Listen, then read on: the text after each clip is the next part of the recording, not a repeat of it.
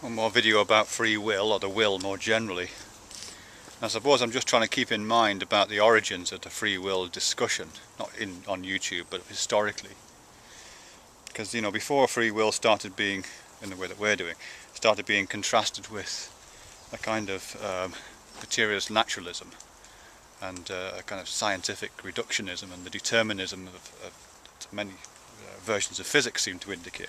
Before that, free will was contrasted with, well, it was discussed in a theological framework, wasn't it? I mean, we've had hundreds of years of free will discussions in which free will is featured in a debate in theology, and usually in a debate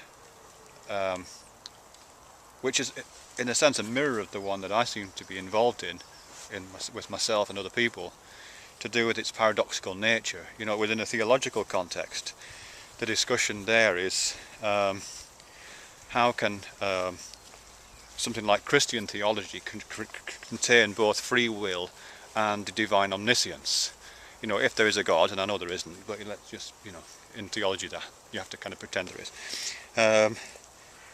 How can a God grant free will to its creation?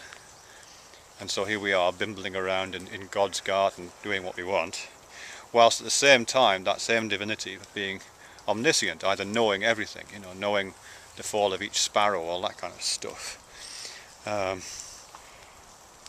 You know, there's a conflict there,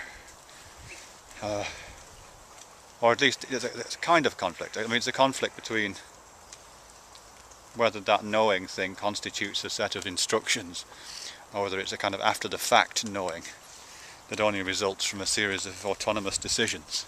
But either way, you know what I mean, we're not supposed to, yeah, it's still a conflict, isn't it?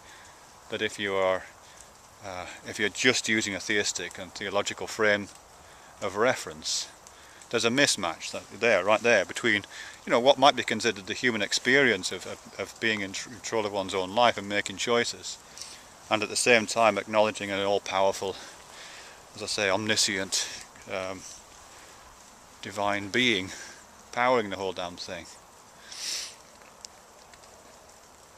I suspect that when that is reworked in modern terms, you know what I mean, so God is kicked out of the picture, or the omniscience of God is kicked out of the picture, and science fills that gap in terms of a set of deterministic, materialistic, reductionist explanations of how the world works.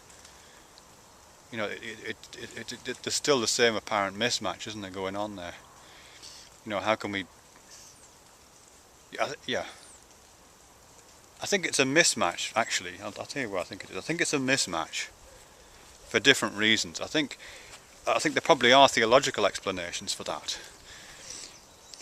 Because theology defines the idea of the will in relationship to a theological and a kind of naive psychological understanding of what a person is. You know, each person has a soul which is a fragment of God, and there's a whole kind of arcane, strange kind of mechanism that runs through theology, which in a sense does resolve that paradox of a free will in the context of an omniscient universe, or a universe with an omniscient divine being in it.